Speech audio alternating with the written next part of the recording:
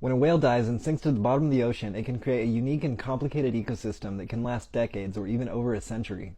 If it sinks in shallow waters, scavengers can take care of it pretty quickly.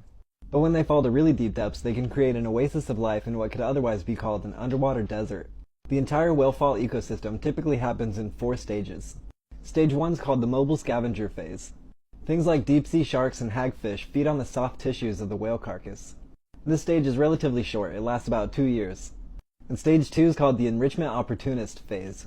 Smaller creatures like worms colonize the bones and surrounding sediments and finish up any organic material left over from the mobile scavengers. This stage can last from months to 4.5 years. Stage 3 is called the sulfuric stage, where colonies of bacteria form a mat on the bones and feed on the fats inside them. It's actually pretty similar to ecosystems that form around hydrothermic vents on the ocean floor. And this stage can last between 50 and 100 years.